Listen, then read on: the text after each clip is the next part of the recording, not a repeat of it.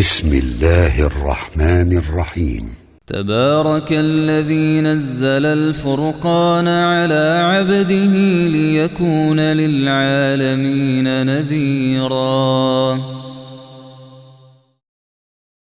بسم الله الرحمن الرحيم. الحمد لله رب العالمين والصلاة والسلام على أشرف المرسلين سيدنا محمد وعلى آله وأصحابه أجمعين وبعد. الله سبحانه وتعالى مدد suramiz Qur'on ma'nolarini o'rganishda davom etamiz.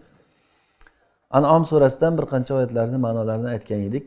Bu muborak sura Rasulullohga bittada nozil bo'lgan sura dedik va bu surani asosiy mavzusi tavhid. Tavhid. Agar shu An'om surasini ma'nosi bilan biz uzoq yillar yashasak, bu haqqini ado qilgan bo'lmaymiz. Buni bir ikki majlislarda, bir nechtadir o'tirishda buni ma'nolarini aytib o'tib ketgan bo'lyapmiz. Lekin aslida bu bizni butun umrimiz mobaynida bizga hamroh bo'ladigan ma'no o'sha tavhidni eng yaxshi tushuntirib beradigan ma'nolar. Bu Makka da nozil bo'lgan, boshdan oxirigacha bitta mavzuda tavhid haqida ketadi. Mana shulardan eng katta misol Alloh subhanahu va taolo Ibrohim alayhisalomni holatini bizga misol qilib beradi. Ya'ni aynan Rasululloh Quraysh kofirlariga da'vat qilib turibdilar. Quraysh kofirlari Rasulullohni tan olmayapti. Vaholanki ular Ibrohim alayhisalomni tan oladi. Vaholanki ular Ibrohim alayhisalom qurgan baytni egasimiz deb o'sha baytni orqasidan kun ko'radi. Haj qiladi. Ibrohim alayhisalomni millatidan qo'ygan deb Safo Marvani o'rtasida sa'y qilishadi. Rasululloh payg'ambar bo'lganlaricha ham bir necha marta haj qilganlar Rasululloh. Ya'ni jahiliyat paytida o'zini qavmini nimalari bilan birga oldindan qolgan bir holatlarga ko'ra sajda Rasululloh haj qilganlar, lekin Rasululloh hech qachon butlarga ibodat qilib sajda qilgan emaslar. Hech qachon. Ya'ni haj qilganlar. Bu narsa bor edi. Quraysh kofirlari nega haj qilyapti? Quraysh kofirlari bu Ka'ba haqida nima desa Ibrohim alayhisalom qurgan Allohning bayti deyapti. Ular juda ham xudojo'y, Allohga berilgan odamlardi. Lekin ularning muammosi Alloh bilan o'zlarining o'rtasiga shu vositalarni qo'yganligi bo'ldi. Mana shu narsani ularga eng katta zarba Ibrohim alayhisalomning holatini ularga eslatish bo'ldi. Alloh taolo aytayaptiki: "Va iz qala Ibrohimu li abihi Azar atattakhidu asnaman aliha." Bir paytda eslang va iz degani eslang. Demak, bu odamlar bundan xabardor. Ez degani esingdami? Esingdami palon-palon vaqtlar bo'lgani? Ho, palon vaqtda qanday bo'ludi? Desa, u xabar siz tan olgan va siz eslaydigan holat bo'lsa, o'sha olib keladi. Demak, Quraysh kofirlari Ibrohim alayhisalomdan xabardor, u kishining otasidan, u kishining qilgan ishlaridan, tarixidan xabardor odamlar bular. Bir paytda yodga olingki, Ibrohim alayhisalom otasi Ozorga aytgan ediki, sen butlarni oliha qilib olasanmi degan. Atattakhidu aslaman aliha. O'g'il otasiga aytibdi bu gapni. Otasining ismi Ozormi yoki Toraxmi? Bunda ixtilof bor mufassirlarda. Bu yerda otasi Ozorga deyapti. Ba'zilar aytadi otasining ismi Torax bo'lgan. Bu otasi emas, bu amakisi bo'lgan deydi ba'zilar. Chunki amaki ham ba'zan ota deb aytiladi majozan. Lekin amaki ota deyilishi uchun ota bilan birga kelsa. Masalan, otangiz bilan amakingiz turgan bo'lsa, bular meni otalarim deyishingiz mumkin. Ichida otangiz ham bo'lish kerak uchun. Lekin amakingiz turgan bo'lsa, bu meni otam deyishingiz mumkin emas. Chunki noto'g'ri bo'ladi. Chunki amaki deyishingiz kerak. Agar ota bilan birga tursa, taqlib yuzasidan otalar deyish mumkin. Xullas, ba'zilar Ozor Ibrohim alayhisalomning amakisi bo'lgan deydi. Ba'zilar otasi bo'lgan deydi. Lekin Qur'on zohiri nimani ko'rsatyapti? Otasi Ozorga deyapti. Ozor ismi Ozor bo'lgan. Ba'zilar aytadiki, Ozor degani bu ajam tilidagi aynigan odam ma'nosida. Otasi aynigan odamga aytdi. Deb turib uni ismi aytilmayapti deydi. Sifat aytilyapti. Qur'onda uni sifatini yomonlab aytayapti deydi. Ba'zilar aytadiki, li abihi Azaru. Va iz qala Ibrohimu li abihi Azaru. Raf qilib aytgan, zamma bilan o'qigan. O'shanda shunday bo'ladiki, va iz qala Ibrohimu li abihi ya Azar. Ya nido mahzufda bo'ladi. Nidodan keyin ma'rifa, ya'ni nima bilan raf bo'lsa o'shanga mabni bo'ladi. Xuddi ya Zaydu degandek. Ya Azaru degandek. Va iz qala Ibrohimu li abihi Azaru, ya'ni ya Azaru degani. Lekin mashhur qiroatda va izqola ibrohimu li abihi azara, Ozorga aytdi. Ibrohim alayhissalomning otasi, rivoyatlarda keladiki, bu kishining otasi butparast va but yasovchi odam bo'lgan deydi. O'zini nimasida juda ham diniga berilgan odam bo'lgan. Va o'sha paytlarda bu Isroiliyotlarda keladi, podshosi Namrud. Bu butun yer yuzini mag'rib va mashriqiga saltanati o'tgan podshoh bo'lgan deydi Namrudni. Xuddiki Fir'avndagi Misrdagi Fir'avn kabi bu Fir'avn Iroq yurtida, Ibrohim alayhissalom o'sha Iroq yurtida bo'lgan, o'sha yerda Namrud, ba'zi nimalar Namruz deydi. Bizning tilimizda buni Namrud deymiz buni. O'sha Fir'avn bilan u kishi muzokara qilgan, munozara qilganlar va o'sha qavmga qarshi chiqqanlar. Mana bu narsani Alloh subhanahu va taolo tavhidda turgan odamga Ibrohim alayhissalomni imom qildi va zarbul masal qildi. Hech qanday bahona qolmaydi, bir o'zimidim deya olmaysiz. Otasi kofir, mana otasi qarshi bu kishini. Otasi qarshi Ibrohim alayhissalomni. Butun qavmi qarindoshlar qarshi, podshoh qarshi, xalq qarshi. Oxir mujodala borib turib shu darajagacha bordiki, bu odamni tiriklay yoqib yuborishga bordi. Tiriklay yoqib yuborish uchun tantanali ravishda butun shahar o'tin olib kelish nimasini qilindi. Rejasi. Bu deganiki, kimda agar olihalarga hurmati bo'lsa, o'tinga hissasini qo'shsin. Uyda o'tiradigan kampirlar pul berib vaqfga o'tin ajratgan. Men uchun borib turib o'tin qo'shib qo'ygan deb. O'tinga hissa qo'shmagan odam qolmagan deydi. Shunaqangi katta gulxanga o'tinlar yig'ildi va gulxon yoqilindi. Uni yaqiniga yaqinlashib bo'lmaydi. Ibrohim alayhissalomni yalang'och qilib turib, ipga baylab turib, manjaniqqa solib, o'shandan uzoqdan kirib o'tga uloqtirgan. Endi juda katta gulxon yonyapti. Ana shunga uzoqdan manjaniq bilan uloqtirgan. Ana shunda to'g'ri kelib turib, u kishi o'tni orasiga tushganda Alloh taolo olovga buyurdiki, ey olov, sen Ibrohim uchun salqin va salomat bo'lgin. Salqin bo'lib muzlatib yuboradigan emas, salomat bo'l. Shundoq bir tushgan joylarda bemalol u kishi bir gulzorning ichida o'tirgandek o'tiribdilar. Ana uni ko'rgandan keyin Fir'avn qo'rqib ketgan bundan. Fir'avn qo'rqqan bu kishini, o'shanda ham sehrgar bo'lib, sehrgarligidan qo'rqqan deydi. Sehrgar bo'lsa bunga bir narsa qilgan. Balkim ichidan bilgandir u Ibrohim alayhissalomning haq payg'ambarligini, lekin Alloh izn bermadiki, hech nima yomonlik qila olmadi undan keyin u kishi o'sha Iroq yerini tashab, hozirgi mana bu Falastin yeriga, Shom yeriga hijrat qilib kelgan tarixdagi birinchi muhojir Ibrohim alayhissalom bo'ladi. Faqatgina u kishining jiyani, akasini o'g'li Lut alayhissalom iymon keltirgan. Va xotinlari Sora va jiyani Lut alayhissalom birgalikda shu hijrat yurtiga kelgan.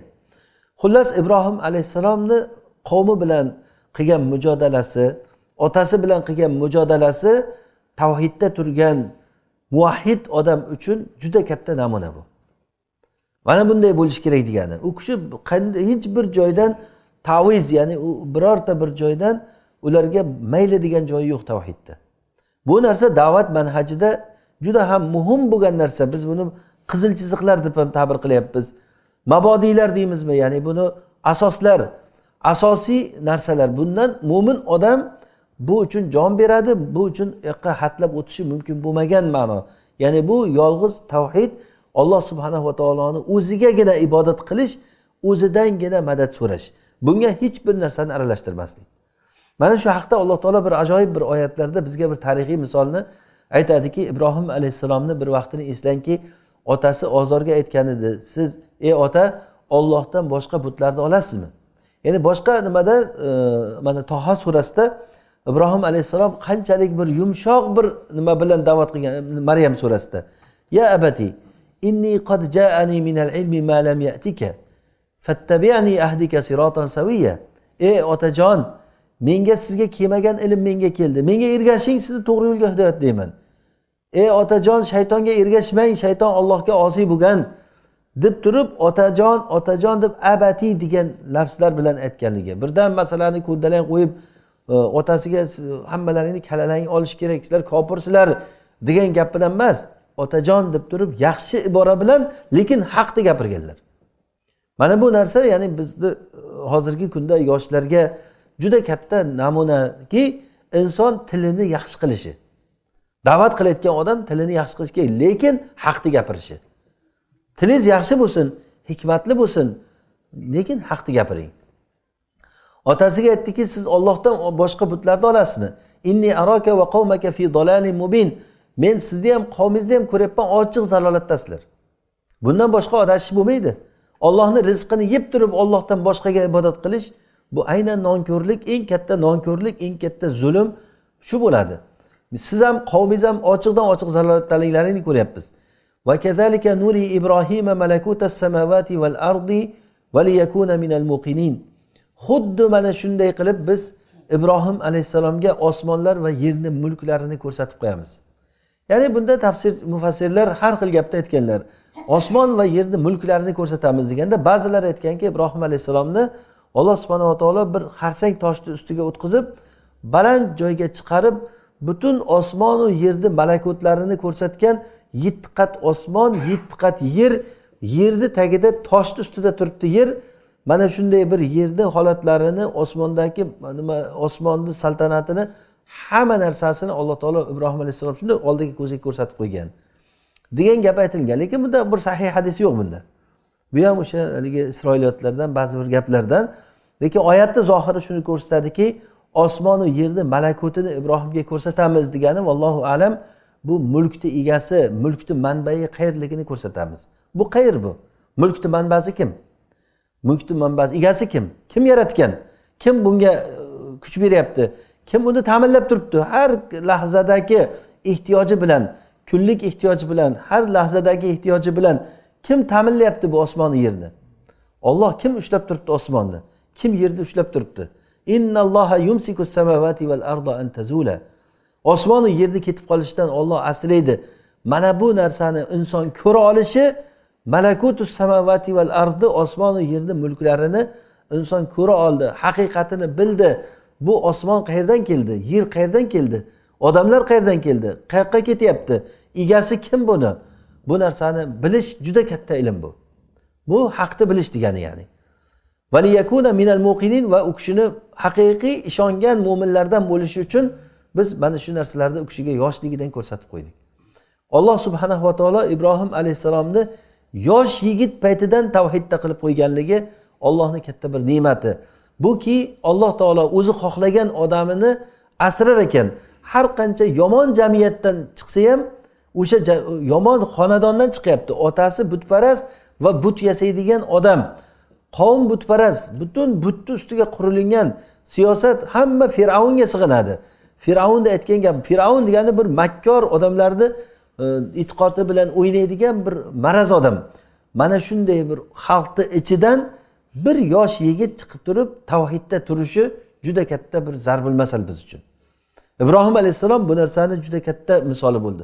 Shuning uchun ham Alloh subhanahu va taolo Ibrohim alayhisalomni o'ziga xolil qilib oldiki, hayotida u kishi mana shu yoshligidan boshlab to umrlarini oxirigacha juda katta mujodalada, katta tavhidda o'tganliklari.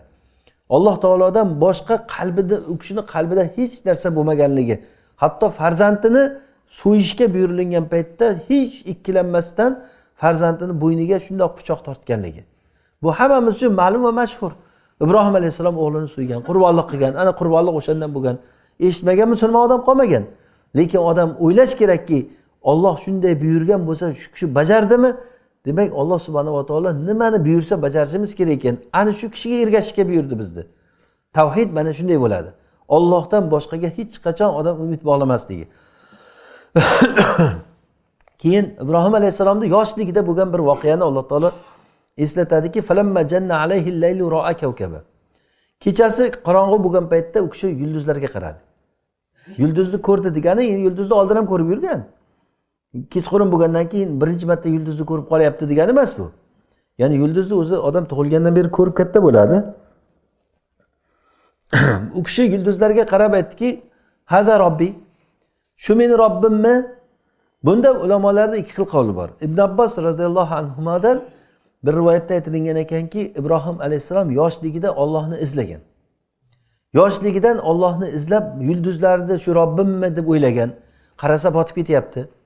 yo'q bu botgan narsa Rob bo'lishi mumkin emas. Keyin oy chiqdi, oy kattaroq ekan, yorug'roq ekan yulduzdan ko'ra. Balkim shudir meni Robbim dedi. Keyin oy botib ketdi. Keyin yana izlandi, quyoshga qarab aytdi. Bu quyosh undan ham nurli ekan, shu kuchli bo'lsa kerak, osmonda meni ko'rinyapti tepamda deb turib quyosh Robbim deb o'yladi. Quyosh ham botib ketgandan keyin meni Robbim botmaydigan zot bo'lishi kerak deb turib Alloh taoloni topgan deyiladi. Ba'zi rivoyatlarda aytiladiki, Ibrohim alayhissalom payg'ambar, Xalilulloh, Allohning xalili bo'lgan payg'ambar yoshligidan boshlab hech qachon butga sajda qilishi mumkin emas. Bu meni Robbim deyishi mumkin emas. Mana Rasululloh sollallohu alayhi vasallam johiliyat paytida ham shirk ishlarni qilmaganlar. Boshqa payg'ambarlar ham, Musa alayhissalom, boshqalar ham, ya'ni mushrik bo'lib turib keyin tavba qilib payg'ambar bo'lib qolgan emas. Mushrik bo'lib keyin tavba qilib payg'ambar bo'lgan emas. Alloh taolo payg'ambarlarni yoshligidan o'zi tavhidda o'stirgan. Bularning imomi-ku Ibrohim alayhissalom. Ibrohim alayhissalom bu payg'ambarlarning imomi bo'ladi. Bu tavhidda turganlarni imomul hunafa, haniflarni imom, tavhidda turgan muvahhidlar imomi u kishi. Shuning uchun ham bu Robbim degani, Robbim shumi degani odamlarga ko'rsatib, shumi Robbim meni. Chunki Ibrohim alayhissalomning vaqtida odamlarda shirki yulduzlarga sig'inish bo'lgan. O'sha paytdagi odamlarda shirki yulduzlarga sig'inish bo'lgan. Shuning uchun ham ishni yulduzdan boshladilar. Odamlar yulduzga sig'inayotgan bo'lsa, odamlarga aytayaptiki, shumi meni Robbim. Keyin botib ketgandan keyin botib ketdi-ku Robbim. Ya'ni bu odamlarning miyasiga urush bo'lyaptiki, kallani ishlatmaysizlarmi? Robb bo'layotgan bo'lsa, bu yulduzcha bu nima qilib beryapti bu? Botib ketib qolyapti. Robb ketib endi nima qilamiz? Robsiz qoldikmi? Qachon Robbimiz chiqar ekan deb kutib o'tiramizmi? Va yana nechta Robbimiz bor bizda? Osmonda nechta yulduz bor? Qaysi biri Robbimiz bulardi? Hammasi Robbimizmi? Shuncha ko'p bir Robbimiz. Unda arbob deyish kerak, arboblar deyish kerak, Robbim ham deyish kerak emas. Ba'zilar aytadiki, muayyan bitta yulduz, Zuhra yulduzini aytgan yoki boshqa yulduzni aytgan deydi. Allohu alam. Nima bo'lganda ham Ibrohim alayhissalomning bu aytgan gaplari Robbini izlashmas, u kishi topgan Robbisini odamlarga miyasiga yaxshilab o'rnashtirish uchun shu meni Robbimmi deb tushuntiryapti. Xuddiki hali but sanamlarni sindirgandan keyin katta butni qo'liga boltani ushlatib qo'yganlar-ku. Kim qildi buni desa, mana kattasi qilgan, hujjati ham bor, qo'lida bolta turibdi. Mana sindirilganlardan so'raylar, aytib beradi. Kim sindirdi sizlarni? Voy bechoralar, sizlarga kim bunday yomonlik qildi? Aytinglar. Mana umi qo'lida bolta turibdi. Birdan keladi, melisa shuni ushlab ketish kerak hozir. Qo'lida bolta bilan turgandan keyin, bu yoqdagilar yanchilib yotgandan keyin kim javobgar? Hujjati bilan turibdi birdan. O'sha yerda birdan rasmlarga olib, yonidan, orqasidan hamma joydan rasmga olib, katta butni olib ketish kerak. Odamlar keyin fahmi ochildiki, to'xtatdi, qol innakum antumuz zolimun. Sizlar o'zlaring zolimsizlar. Bu haqiqatdan noto'g'ri qilib yuribmiz-a? Shuncha paytdan beri butlarga sajda qilib yuribmiz-da, bular mana shunaqangi bo'lsa. Undan keyin shayton yana g'ulg'ula qildi ishlarga. Tumma nukisu ala ru'usihim. Keyin yana orqachasiga kalla qo'ydi bular. Aytdiki, laqad alimta anna haulay yantiqun. Ya'ni sen bilasanki Ibrohim ular gapirmaydi-ku degan. Nima isimizni ahmoq qilyapsan? Ibrohim alayhisalomga shu gaplari kerak edi ularda. Gapirmayotgan bo'lsa, nimaga ibodat qilyapsizlar bularga? Gapirmaydigan bo'lsa, foyda zarar qilmayotgan bo'lsa, o'zlari birov sindirib ketgan paytda himoya qila olmasa, sizlar shunga ibodat qilasizmi? Uffil lakum va lima ta'buduna min dunillah. Sizlarga ham va Allohdan o'zga ibodat qilayotgan butlaringga ham tuf bo'lsin, uf bo'lsin. Qo'y hammang. Bo'lmagan odam ekansizlar deb turib odamlarning fahmini ochdilar. Mana bunda fahm ochilsa mayli edi. Lekin ochilmayapti. Shuncha gapirganda ham bo'lmayapti. Bu ham xuddi shunga o'xshagan uslub. Ya'ni bu Robbim degani bu Robbimmi shu? Falamma afala qala la uhibbul afilin. Bu yulduz botib ketgandan keyin aytdiki, men botganlarni yaxshi ko'rmayman dedi. Ya'ni botganlarni yaxshi ko'rmayman degani bu ham bir ajoyib uslub. Gapni nimasini qarangki, Robbim botib ketdi. Mana shu meni Robbimmi deb turgan joyda botib ketsa, men botib ketganlarni yaxshi ko'rmayman degani odamlarni nimasini qo'zg'ash bo'lyaptiki, shunga muhabbat qo'yyapsizlarmi? Bu sizlar tashab ketdi-ku. Kechasi tashab ketsa, kunduzi kimga tashab ketadi bizni? Deganday odamlarga bu narsa ibrat bo'lsin. Qala la uhibbul afilin. falamma ra'al qamara bazighan qala hada robbi. Oyni porlab chiqqanligini ko'rganda aytdiki, shumi meni Robbim? Bu katta ekan. Haqiqatan bu yulduz kecha adashib Robbimiz deb yurgan ekanmiz. Haqiqiy Robbimiz bu yoqda ekan. Mana bu katta, yoriq deb turib falamma afala, u ham endi botib ketgandan keyin botishi aniq buni. Qala la illam yahdini robbi la akunanna minal qawmid dallin.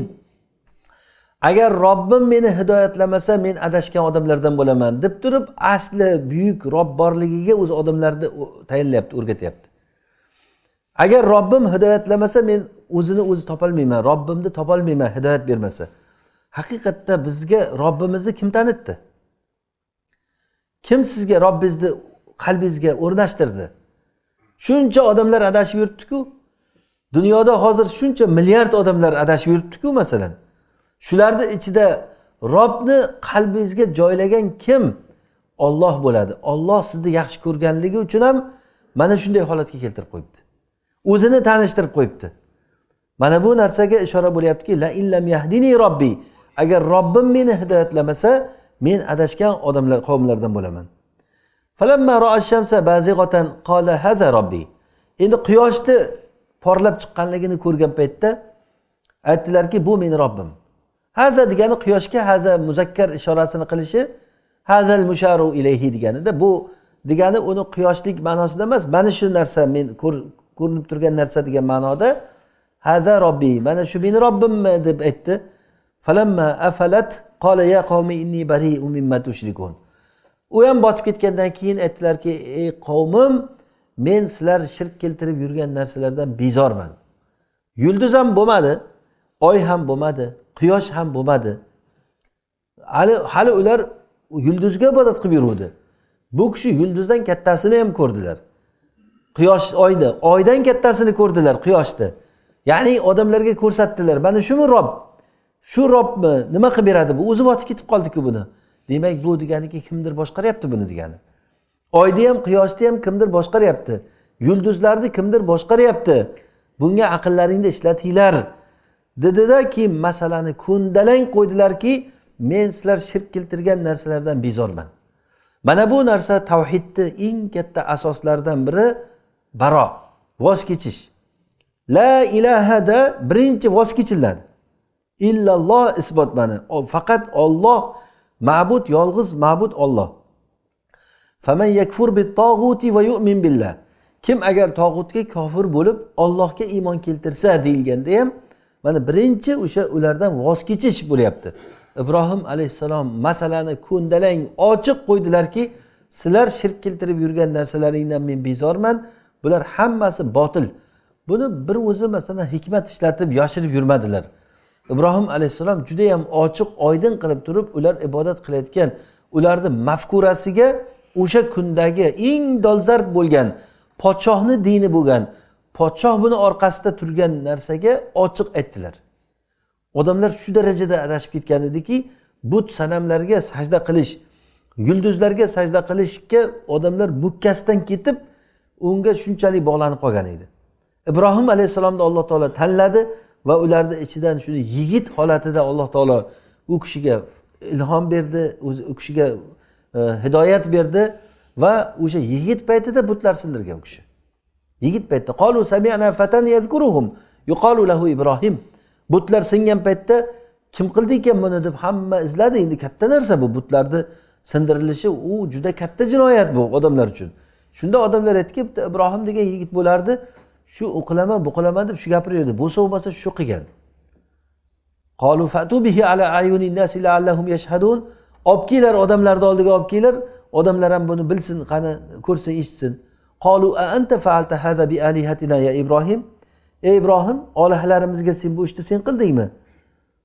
Qala bal fa'alahu kabiruhum hada fas'aluhum in kanu yantiqun. Buni mana u kattasi qilgan. Qani qo'lida bolta ushlab turibdi. So'raylar, mana butlardan so'raylar, o'zlari aytib beradi. Deb turib, mana bu ham ularda shunday miyasiga chirtish bo'lganki, aqlli odam o'sha paytda o'zi to'xtash kerak edi bundan. Aqlli odam o'zi bilish kerak edi. Ibrohim alayhissalom aytdilarki, men sizlar shirk keltirgan narsadan bezorman. Mana bu narsa inson o'zini aqidasini baralla ayta olishi, o'zini dinida mustahkam turishi, buni haqiqiy namunasi Ibrohim alayhissalom ko'rsatib berdi. Sizlar uchun Ibrohimda va Ibrohimga bilan bo'lgan ergashgan mo'minlarda sizlar uchun juda katta namuna bor. Ular qavmiga aytdiki, inna bura'u minkum va mimma ta'buduna min dunillah. Biz sizlardan bezormiz. Sizlar ibodat qilayotgan bu shirklardan bezormiz. Kafarna bikum. Sizlarga kofir bo'ldik. Mana masala ochiq. Va bada baynana va baynakumul adawatu val baghdau abadan. Biz bilan sizlar o'rtamizda abadiy dushmanchilik va adovat zohir bo'ldi. Hatta tu'minu billahi vahda. Hatto yolg'iz Allohga iymon keltirmagunlaringcha biz bilan siz hech qachon birlasha olmaymiz. Mana bu narsa, mana millati Ibrohim shu. Millati Ibrohim hanif din, hanif deganligi ham shuki, bu shirkdan, botildan yuz o'girib tavhidga qirilgan. Hozir bizning muammomiz nimada? Bizning muammomiz tavhidga qarayapmizda shirk oyoq kiyimi bilan kirib ketib qolganmiz. Musulmon odamlarga qarasangiz archa bayram qiladi. Musulmon odamlar archa bayram qiladi va bu archa bayram qilishni dinlashtiradimi? Masjidni minbarida turib archa bayramni oqlab berish qiziq narsada bu. Qiziq narsaki, buni karslar, butparastlar qilmaydi bu bayramni. Yahudiylar qilmaydi, hatsa bizning bayramimiz emas u deydi. Yahudiylarda o'zini huviyasi bor, o'zini millati, o'zini dini bor, o'zini g'ururi bor. Yahudiyman deb bemalol baralla ayta oladi, yahudiyman men deb. O'zini dinini bemalol qila oladi. Nega musulmon odamning yelkasi qisiq bo'lishi kerak?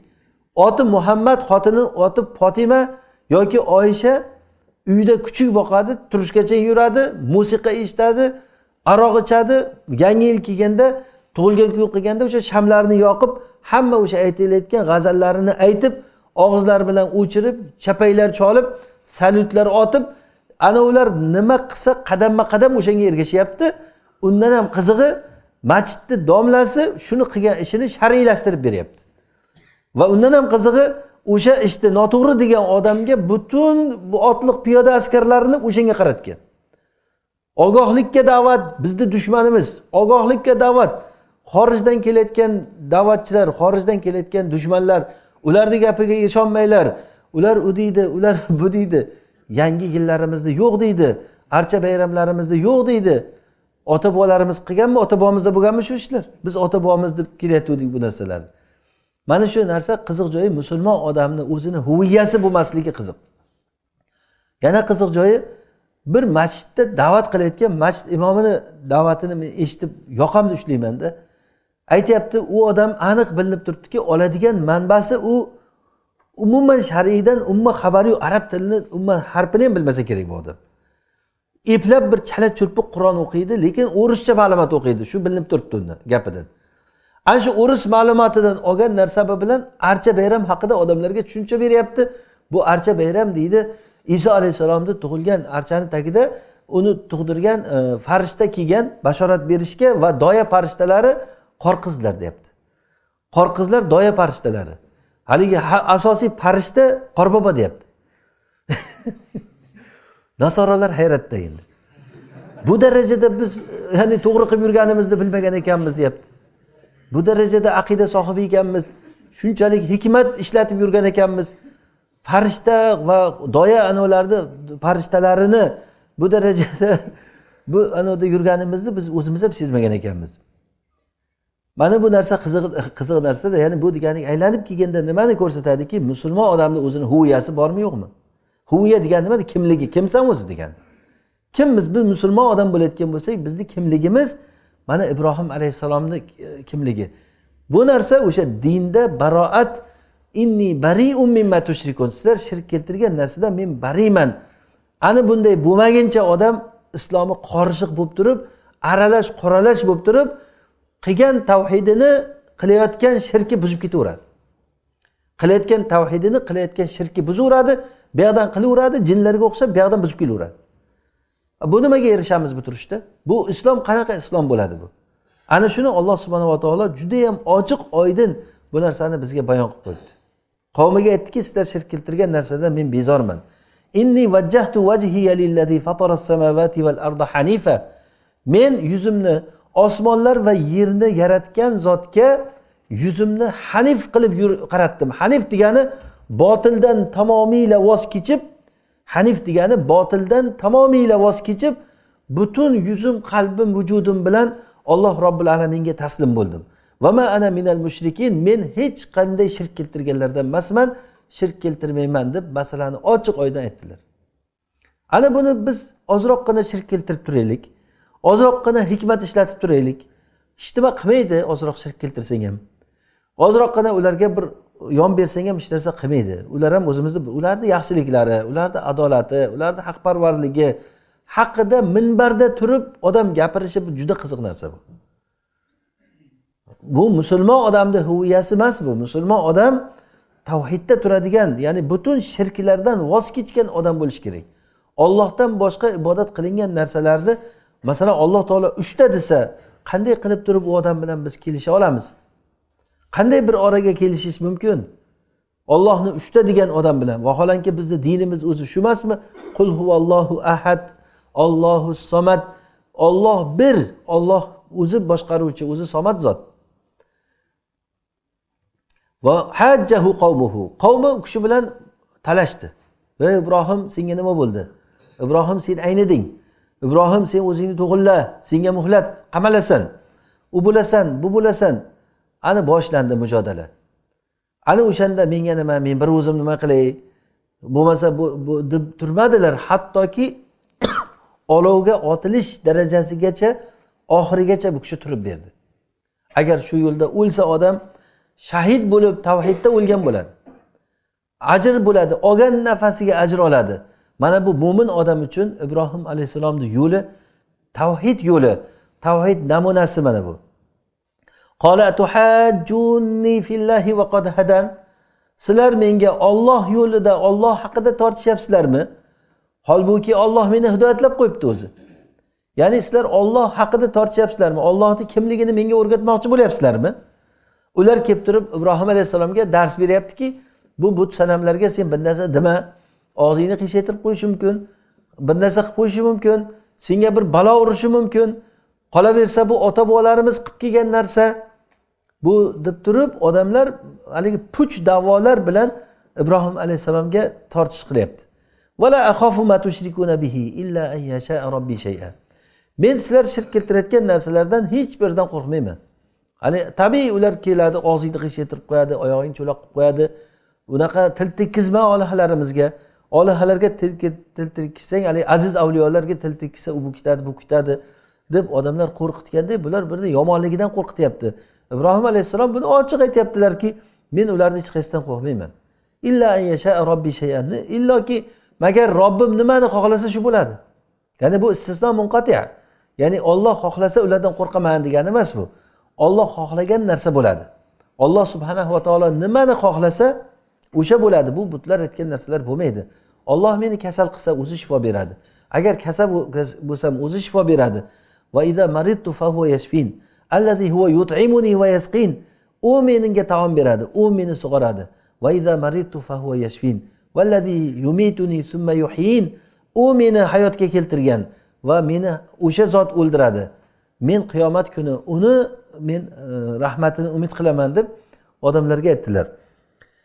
Vasiya robbi kulla shayin ilma. Robbim har bir narsani ilmini qamrab oldi. Hamma narsani ilmi Allohning huzurida. Afala tatazakkarun. Sizlar pand nasihat olmaysizlarmi? Ya'ni tatazakkaru degani odam bir narsani bilsa keyin pand nasihat olishi bo'ladi. Masalan, ikkomiz kelishdikki, ertaga baliq boramiz. Ertaga baliq boramiz dedik, hamma narsani tayyorlab, men qalmog'imni unutdim. Qalmog'imni unutdimda, keyin bordik, uchrashdik, ketaman deb shuni sizni oldingizga borganimda, qo'lingizda qalmoqni ko'rganimdan men eslaymanki, qalmoq olmabman-ku deb. Mana bu tazakkur degani. Tazakkur degani demak, odam bilmagan narsasini bilib olish emas. Tazakkur bu bilgan narsasini esga olish degani. Ibrohim alayhisalom ularga eslatayotgan narsalari tavhid, odamlar bilmagan narsa emas bu, unutgan narsasi bu. Aslida odam hamma biladi, hammani fitratida bor bo'lgan narsa bu. Alloh yaratgan, Alloh rizq beryapti, foyda zararni Alloh beradi. Bu narsalar odamlarga e'tiqod bo'lib turib o'zi o'rnashgan narsa edi. shaytonlar uni ustiga kelib tuproqlar tashlab, uni ustiga axlatlar tashlab, butun o'sha axlatlar tagida qolib ketdi buni e'tiqodi. Ibrohim alayhissalom o'sha eski e'tiqodni ularga eslatyaptiki, afala tatazakkarun, pand nasihat olmaysizlarmi deb. Va kayfa akhafu ma ashraktum. Sizlar shirk keltirgan narsalardan men qanday qo'rqay? Nima qo'rqayotgan joyim bor uni? Nimasidan qo'rqaman men bularni? Sizlar qo'rqishlaring kerak. Va la takhafuna annakum ashraktum billahi ma lam yunazzil bihi alaykum sultona. Alloh taolo hech bir u bilan dalil bir hujjat tushirmagan narsalarni, mana u meni sherigim, men shunga ibodat qilinglar degan joyi yo'q. O shunaqangi bo'lmagan bir narsalarni da'vo bo'lgan ismlarni olib kelib sizlar Allohga shirik qilib keltirib turibsizlarda, yana Allohdan qo'rq, olihalardan qo'rq deyapsizlar. Allohdan qo'rqishga kim haqli? Menmi, sizlarmi? Men Robbimni topdim, yolg'iz Robbimga ibodat qilyapman. Sizlar bo'lsa Robbimni rizqini yeb, u zotga kofir bo'lib shirk keltiryapsizlar. Fa ayyul fariqayni ahaqqu bil amni in kuntum ta'lamun. Bu ikkita jamoatni, ya'ni fariqaynga men bilan sizlar. Ikkita jamoatni qaysi biri o'zi xotirjamlikka haqliroq agar sizlar biladigan bo'lsanglar, ozroq ilm bormi sizlarda? Aqllaring bormi? Fikrlab ko'rasizlarmi? Hozir sizlar Allohning rizqini yeb, Allohdan boshqaga ibodat qilyapsizlar. Men Robbimni topdim. Yana sizlar kelib turib meni qo'rqityapsizlarki, sen unday bo'lib ketasan, bunday bo'lib ketasan deb. Odamlardagi mezon o'zgarib qolgan. Odamlardagi mezon Allohga ibodat qilgan, Allohga qaytinglar deb odamlarni chaqirgan odam jinoyatchi, uni hammani undan ogohlantirgan, unga 20 yildan uzoq vaqt qamoq jazosi berilgan, kaltaklangan, hech birorta uni himoyachi o'rtaga tushib himoya qilib qolishi mumkin emas. Hattoki himoyachilarga siz iltimos qilsangiz borib turib, agar odam o'ldirgan bo'lganda, nasha chekkan bo'lganda, nasha sotgan bo'lganda, har qanday jinoyatni ayting, men o'rtaga tushardim, lekin mana u narsaga men o'rtaga tusha olmayman. Shu darajada odamlar bundan qo'rqadigan jinoyatchiga chiqarib qo'yilganki, o'zi aslida kim jinoyatchi bo'lishi kerak? Qanaqa jinoyatchi bu odam? O'zlari ham bilib turibdi, bir Qur'ondan odamlarga dars bergan, bitta xotinni olib kelib, yoshi 60 ga yaqinlashib qolgan bechorani hamma bilib turibdi unda. U faqatgina dars bergan, odamlarga bir nimadan, dindan gapirgan. Ana shuni olib kelib turib bir necha yillarga uni xorlab, qamatib yuborishi, shu narsa aqldanmi shu? Shu narsa mantiqmi shu? Shu qanday to'g'ri keladi? O'zi qaysi qavm o'zi xotirjamlikka haqliroq? Sizlar Allohdan qo'rqishlaring kerak deb Ibrohim alayhisalom ularni Allohdan qo'rqitgan, Alloh sizlarga qattiq jazo beradi deb. Xuddi shu narsa bo'ldi ham. Bu Allohga qarshi chiqqan odamlar nimalar bo'lib ketdi? Buni misoli hammamizda bor. Ozroqgina bir fikrimizni ishlatsak bu narsa, mana Firavun nima bo'ldi? Misrdan Allohga qarshi kurashaman deb Musa alayhisalomda hammasini yermini yakson qilaman deb orqasidan chiqib kelib shundoq suv ichida g'arq bo'ldi. Ot qavmi nima bo'ldi? Shamol uchirib, ularni bo'yinlarini sindirib, belini sindirib, hammasini tilka parron qilib tashadi. Hammasini. Mana bu narsa Alloh subhanahu va taoloning sunnati. Alloh taolo o'zi foydalantirsin, qalblarimizni ochsin, to'g'ri ilm bersin, istiqomatda sahobalarning yo'lida bardavom qilsin, Firdavs jannatlarida nabiylar, siddiqlar, shuhado va solihinlar bilan birga qilsin. Allohumma amin. Va sallallohu ala sayyidina va nabiyina Muhammad va ala alihi va sahbihi ajma'in. Valhamdulillahi robbil alamin. Vassalomu alaykum va rahmatullohi va barakatuh.